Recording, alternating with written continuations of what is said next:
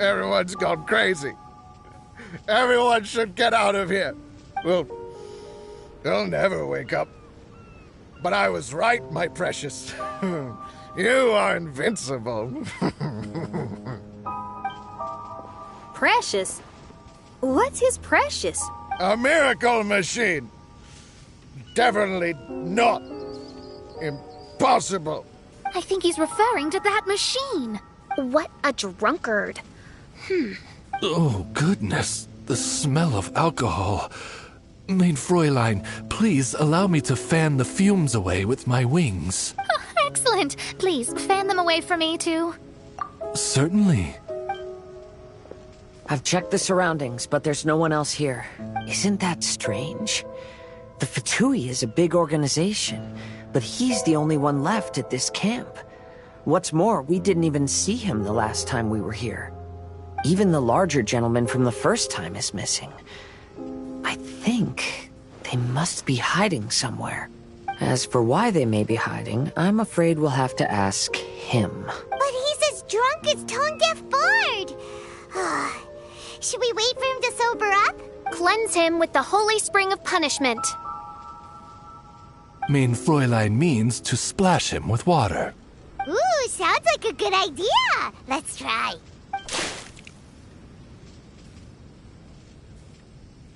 Hey, he opened his eyes! Huh? Hey, are you one of the Fatui? Can you tell us what happened here and what that machine is for? Fatui? Ha! Fatui! Those blockheads from the administration will regret it now! That's what you get for rejecting my research, forcing me to conduct my research on this deserted island. My precious! My precious! Why is he crying? Looks like he has a lot of pent-up emotions. You mocked me! And my precious invention. You don't know anything about the future. Only my invention can help us conquer the world. Idiots. Such idiots. Ow! Don't hit me. I won't blow up the lab again. I'm sorry. I didn't mean to. This man's gone insane. There's no way we can communicate with him. He wasn't like this when we first met him.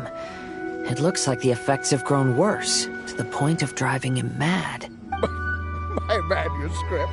My manuscript. Only that can save. Manuscript? Where is it? Don't yell at me. Don't yell at me. Official, don't yell at him. Then I'll... Let me try. Kind sir, look at me. Now, tell me, where did you hide your manuscript? No, don't force me to write a report. Go away. He's completely lost in his own imagination. Allow me. Please excuse me.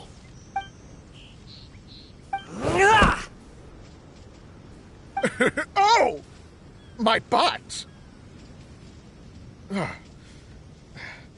My brain is finally starting to work again. It's not a mushy mess anymore. Can you tell me where you put the manuscript? The manuscript is in the crack over there. Finally!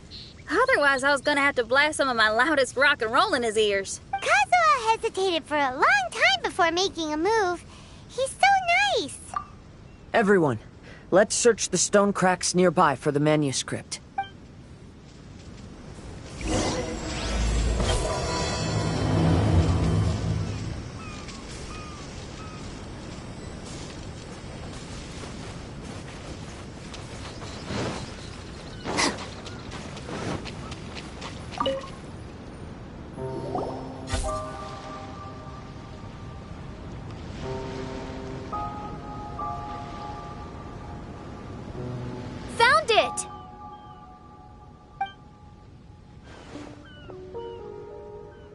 Congratulations! We found the key to solving the problem. Let me see.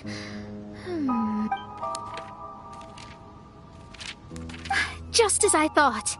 This machinery, named cognitive mimicry, is capable of altering the state of people's brains. It was invented by the researcher we met earlier. His name is Persakov. According to the manuscript, the Fatui officials did not support Persakov's research.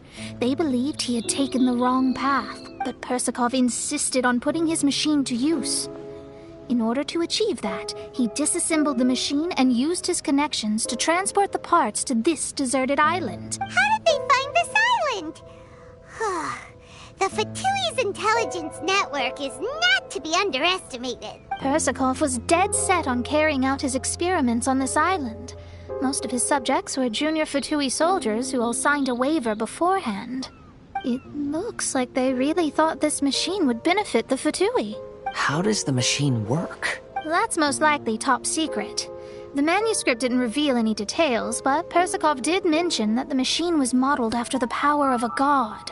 Does that mean there's a god connected to these dreamlike mirages, and the Fatui found a way to research it? Clearly. Otherwise, they wouldn't have been able to reproduce the god's power. Anyway, Persakov's experiment did not go as planned. The machine broke down just days after it was activated. They tried to fix it, but the technologically illiterate Fatui soldiers completely ruined the machine. Even its most important component of all, the crystalline cores, got ejected and disappeared. A testament to the importance of maintenance in all aspects of life. I believe we can all learn something from this. Persakov may be a mad scientist, but he didn't want to see his subordinates suffer. Besides, if he didn't solve the problem, he would end up going insane as well. As a last resort, Persakov went out on his own to look for the cores. But he was just a sickly researcher, unfit for the task. He had to give up.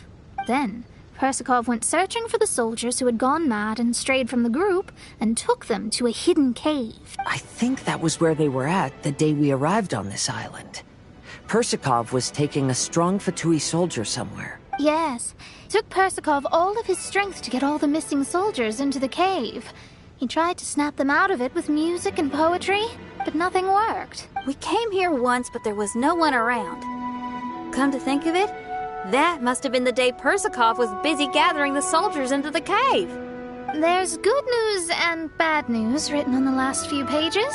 The good news is, Persakov managed to figure out the location of the crystalline cores by piecing together the snippets of information he could get from the delirious soldiers. The bad news is Persakov failed to revive them and eventually succumbed to the device's influence himself. The last few pages of the manuscript are just unintelligible drunken scribbles. It appears that the responsibility for this issue now falls to my retainers and I. There's a map in the manuscript. The markings should indicate the locations of the crystalline core. We've got no choice but to find the crystalline cores now!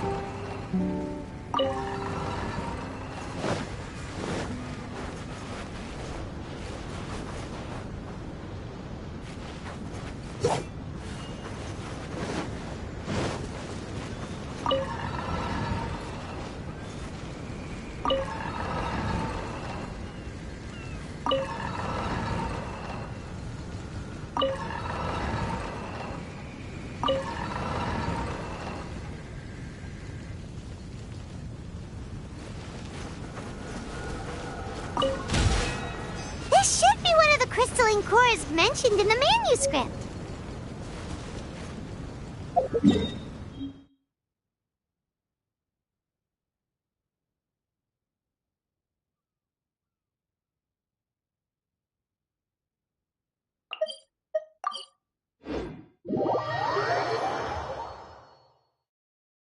Just let me know if you ever find yourself in a pinch. I can help you.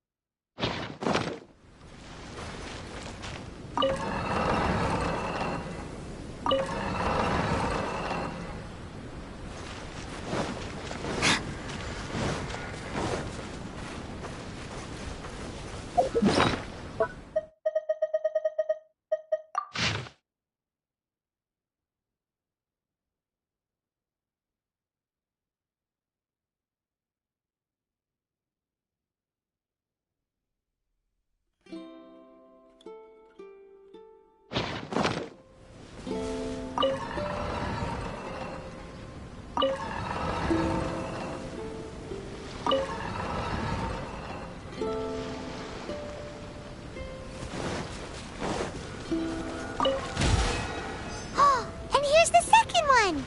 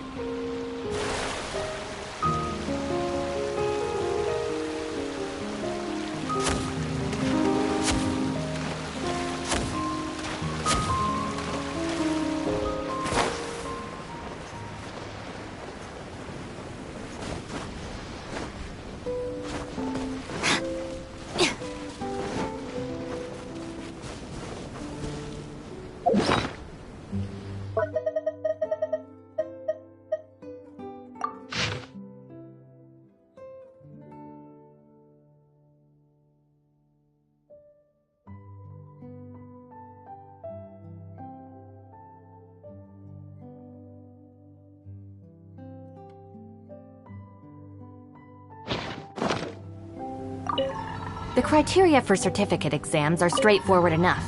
What it really comes down to is whether you are willing to put in the time. If you study and practice, then it's really not all that difficult. We found all the crystalline cores! Let's put them back into the machine!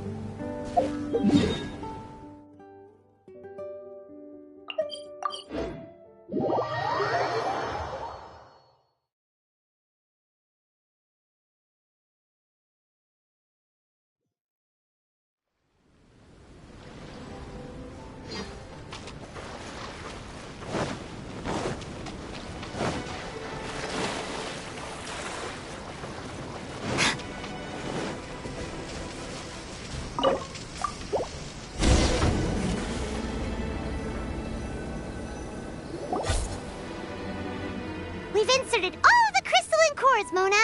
Is that all we needed to do? I think so. That's what the manuscript says, anyway. Let's give it some time. Hopefully it'll return to normal.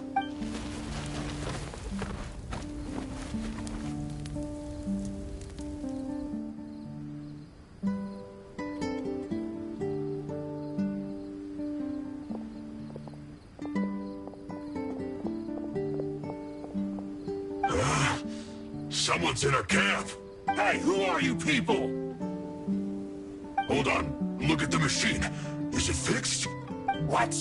But Mr. Persikov is still lying on the ground over there. We're the ones who fixed the machine. Yeah, you're welcome. We could have had a nice, relaxing vacation if all of this hadn't ended up occupying so much of our time.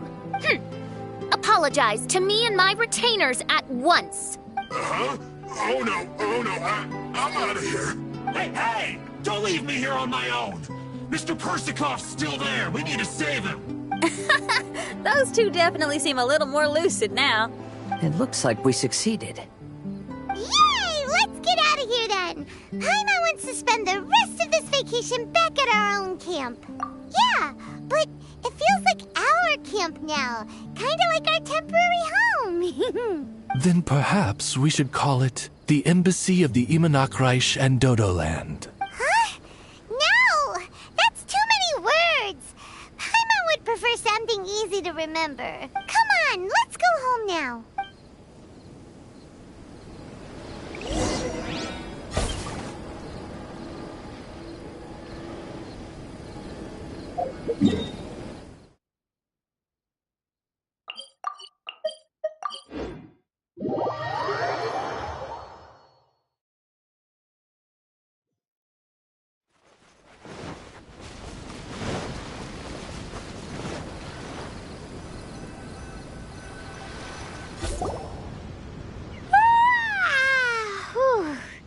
After coming home to a nice big meal, then having a long lie down, Paimon's finally starting to feel relaxed. Is the hospitality of the Imanakreich to thy liking?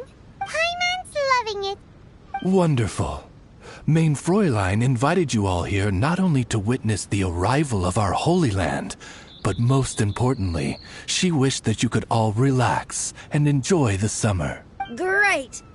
Well, I've come to the right place. I love it here. May this place become an eternal paradise.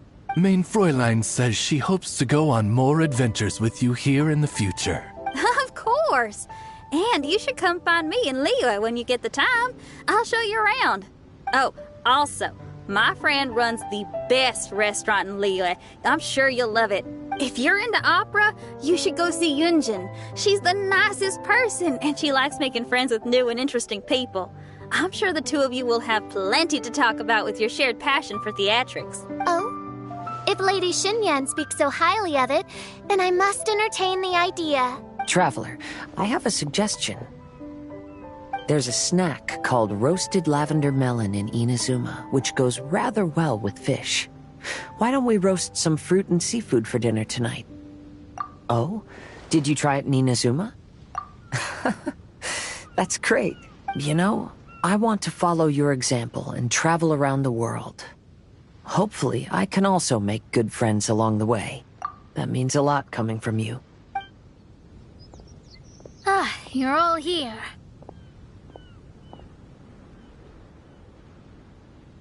I've noticed an issue. Although we've fixed the machine, as you can see, the mirages on the islands have still not disappeared. I've noticed that too. But considering it took some time for the mirages to appear, it may also take some time for them to disappear. Yes, that's definitely possible. In other news, my scryglass seems to be working fine now.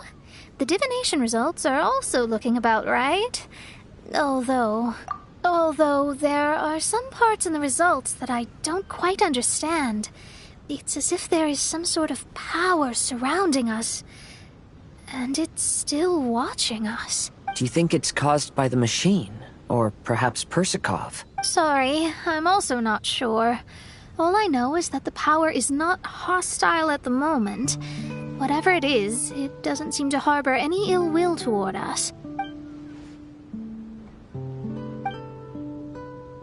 Well, although there's nothing left to disturb us and we can finally kick back and enjoy our vacation, we still ought to be cautious while we're on these islands. I will keep seeing what the stars say every day. I promised Fischl that I'd be her guard.